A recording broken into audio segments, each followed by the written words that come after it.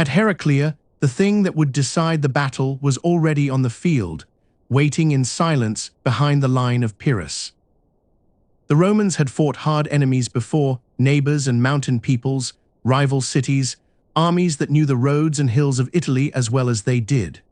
What they had never yet faced was a Hellenistic king bringing a professional army into southern Italy, cavalry and veteran infantry, a phalanx after the Macedonian fashion, and elephants held back from the fighting until the fighting had already worn both sides down.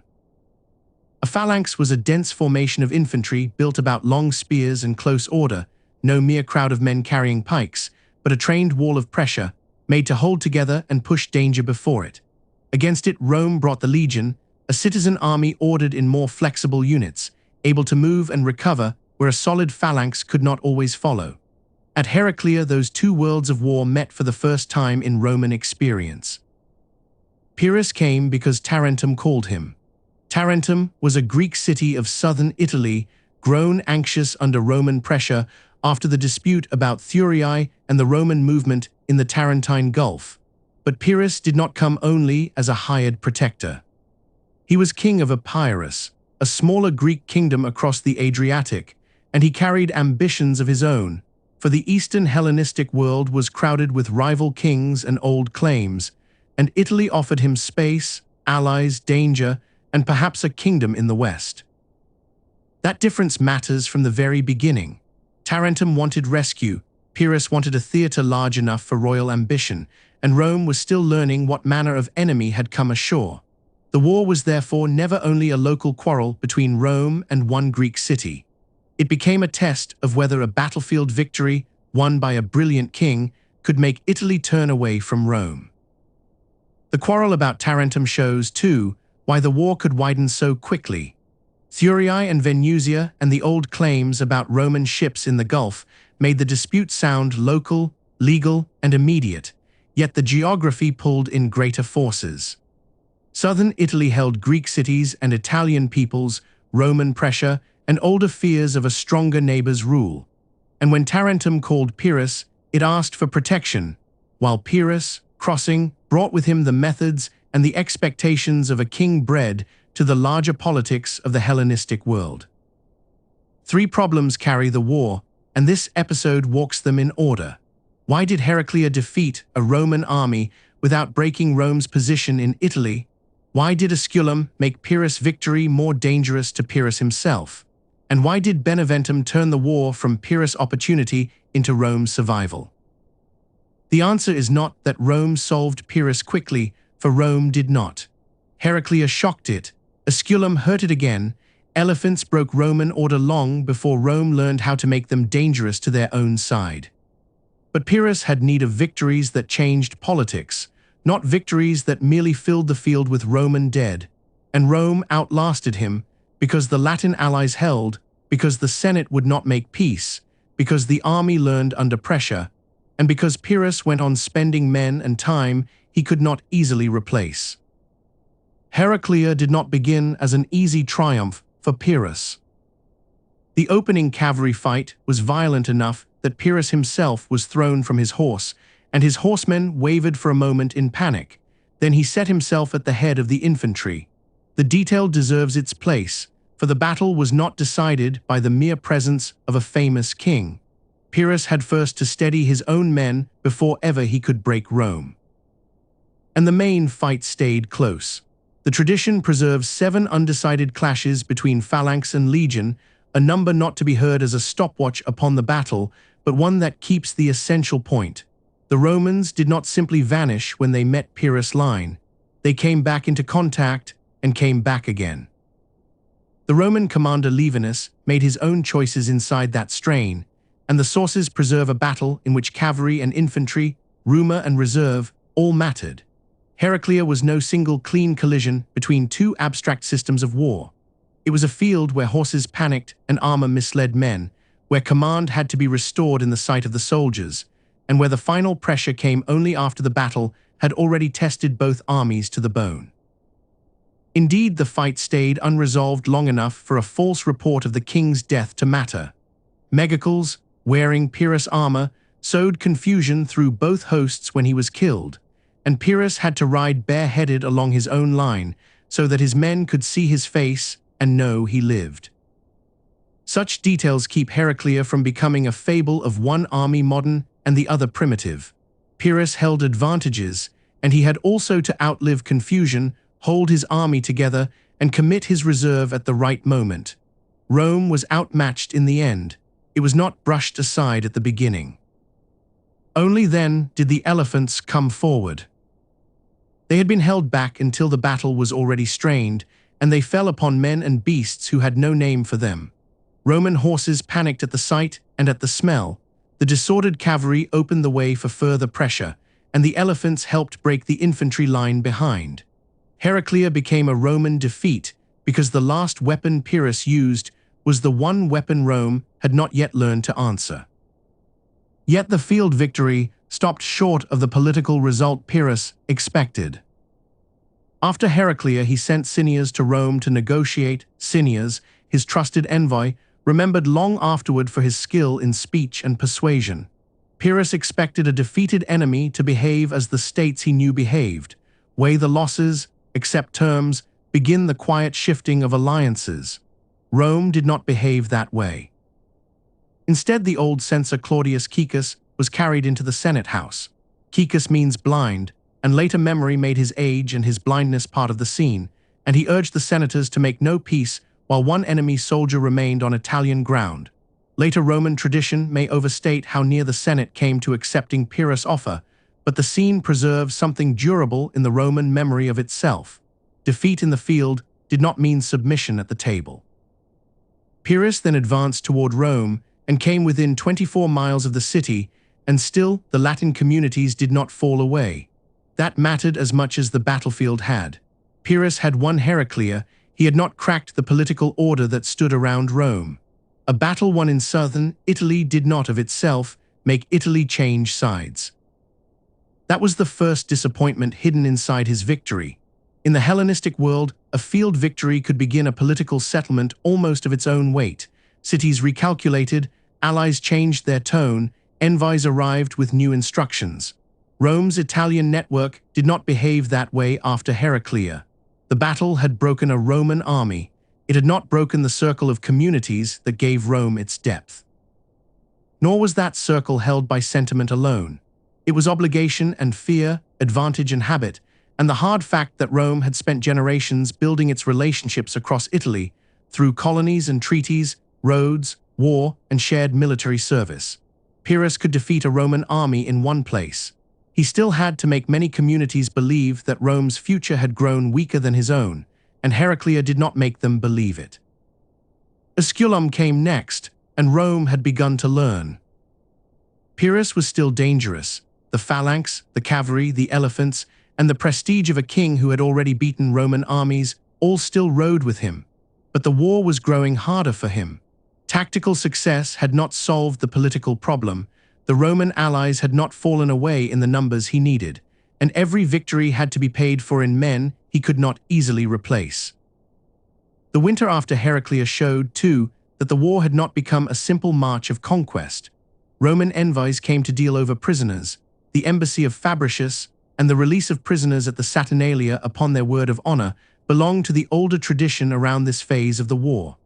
The details matter less than the larger picture they make. Negotiation and reputation, prisoner exchange and public resolve were now moving alongside battle. That mixture is important because Pyrrhus was not fighting Roman weapons only. He was testing Roman public behavior. Prisoners, envoys, and oaths revealed whether Rome would act like a beaten state seeking terms or like a state willing to absorb its losses and keep its alliances whole. And the answer, once again, was a frustration to him. Rome could lose men, bargain over captives, and still refuse to treat defeat as a reason to yield him Italy. At Asculum, Rome tried to answer the elephants directly, with war chariots fitted against them, bearing spikes and pans of fire. The idea was plain: frighten or wound the animals before they could break the Roman horses and the men behind them. The ground shaped the first day. Broken and marshy river country kept Pyrrhus from the free use of his cavalry and his elephants, and that mattered, for the phalanx and the elephants needed room. A brilliant weapon grows less brilliant when the field will not let it move as it was made to move. The ground is worth holding in the mind's eye. A phalanx wants steady frontage, cavalry wants room, elephants need space to advance without becoming a danger to their own side. Broken ground, marsh, and river edges can make strong forces clumsy, and on the first day, Asculum refused Pyrrhus the clean use of the army he had brought across the sea. On the second day, Pyrrhus seized the better ground first and gained the open plain he needed. The phalanx and the legion came again to a hard deadlock. Then the escort of the elephants drove off the Roman crews and cut the traces of the anti-elephant vehicles. The devices did not save Rome. The elephants still helped Pyrrhus win. Rome had adapted, and adaptation is not yet mastery. The anti-elephant vehicles show that the Romans had understood the danger. The second day shows that understanding a danger does not always let an army defeat it. Pyrrhus still had skill enough, and space, and force to make the old advantage tell again. But Asculum did not feel like Heraclea told over again with a cleaner ending.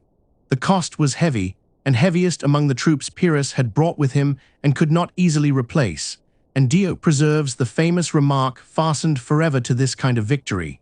Congratulated on his success, Pyrrhus answered that if he conquered the Romans once more in the same fashion, it would be his ruin. That is the origin of the phrase Pyrrhic victory, a victory so costly that it wounds the winner almost as deeply as defeat. The phrase should not be allowed to flatten the whole war into a slogan. Its value here is narrower and better. It shows that ancient tradition itself remembered Pyrrhus' success as dangerous to Pyrrhus.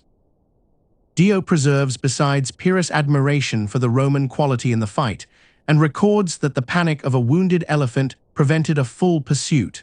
Such details keep the battle from becoming a simple scene of Greek superiority. Pyrrhus wins, and Rome is learning, resisting, and making the victory expensive. There was also a Roman tradition that another Decius muse attempted the family devotio at Asculum, and that it failed. The devotio was a rite by which a Roman commander devoted himself, and the enemy with him, to the gods of death, that the army might be saved. The tradition belongs to the memory of the battle. It should not be made the explanation of the result. Asculum is better understood through ground and adaptation, through the pressure of the elephants, and through cost. Then Pyrrhus left for Sicily. His absence mattered. In those years Rome made way against his Italian allies, and the coalition that had made his arrival so dangerous began to thin, and when he returned, he was no longer the same kind of threat. He came by way of Locri, where he plundered the temple of Persephone to refill his treasury, and he reached Tarentum with 20,000 foot and 3,000 horse. The numbers still sound large. The quality had changed. These were not the same veterans in the same political hour, and his allies stood short of men and money alike. The plundering of Persephone's temple is not mere color, it is pressure made visible. A king who must refill his treasury from a sanctuary no longer moves through Italy with the confidence of first arrival. Money and allies, veterans and time, had all grown narrow about him. Rome meanwhile showed something Pyrrhus could not easily match. In 275 BC, Manius Curius Dentatus raised troops in Rome for the final battle. The turnout was poor, and Dentatus enforced the levy harshly enough that the harshness itself became memorable. A levy was the calling up of citizens for military service, and even when the will weakened, Rome could still compel men into the field. This contrast is one of the keys to the war's end. Pyrrhus was brilliant, and his brilliance had to travel with a limited store of trusted men. Rome was often clumsy, stubborn, and costly in its learning, but the state could keep drawing on citizen manpower and allied obligation year upon year. That did not make Roman victory easy. It made Roman exhaustion a different thing from Pyrrhus' exhaustion. The poor turnout deserves to stay in the account, for it saves the ending from looking too easy. The Romans were weary too. They did not walk endlessly into danger without strain, and Dentatus' hard enforcement shows the pressure working inside Rome's own system. The difference was that the system still worked under that pressure. Pyrrhus had to persuade allies, pay soldiers, guard his prestige, and keep a royal expedition alive far from home. Rome could make unwilling citizens serve. because behind the call stood offices and law, habit, and punishment. Beneventum began with urgency.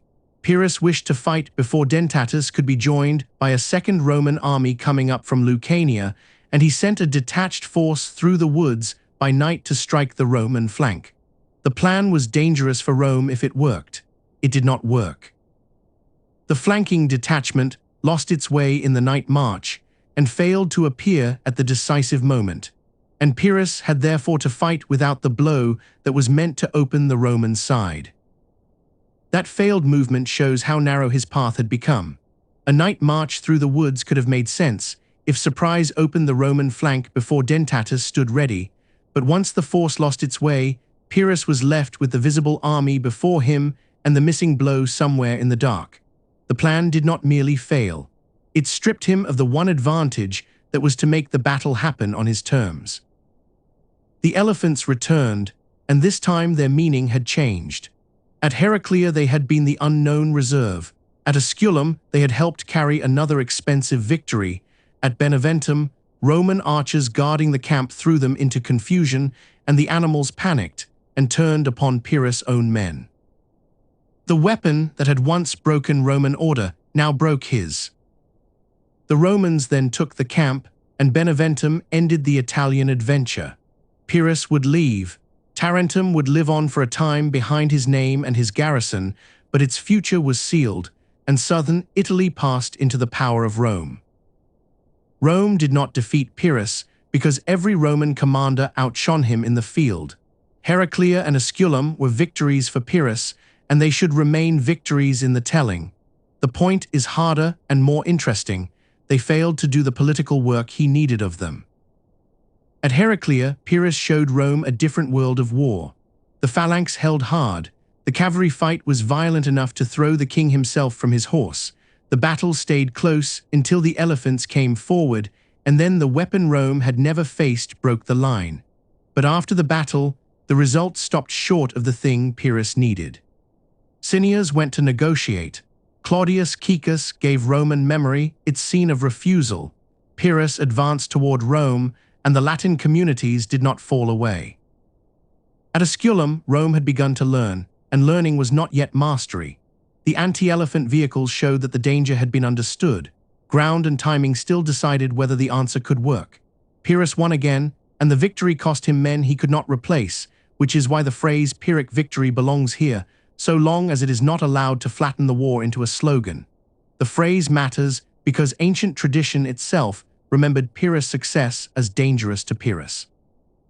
At Beneventum the conditions had changed. Pyrrhus came back from Sicily with fewer advantages, weaker allies, and a treasury under strain. Rome could still force men into the field through the levy, and Dentatus could still hold his army across the king's path. The night march on the flank failed, and the elephants, once Rome's terror, became Pyrrhus' danger when Roman archers threw them into confusion by the camp. That is how the war turns, not in a single miracle, and not through a neat Roman answer found all at once. It turns because Heraclea fails to break the alliance system, because Asculum makes victory more expensive than defeat could be borne to be, and because Beneventum finds Pyrrhus diminished, while Rome can still raise men, hold ground, and survive another shock. When Pyrrhus left Italy, he left behind more than abandoned allies. He left Rome with a new measure of itself. The Republic had faced a professional Hellenistic commander and had not broken. It had watched elephants scatter its horses and had not made peace. It had lost, adapted, and endured until the cost of victory moved from Rome's side of the ledger onto Pyrrhus' own.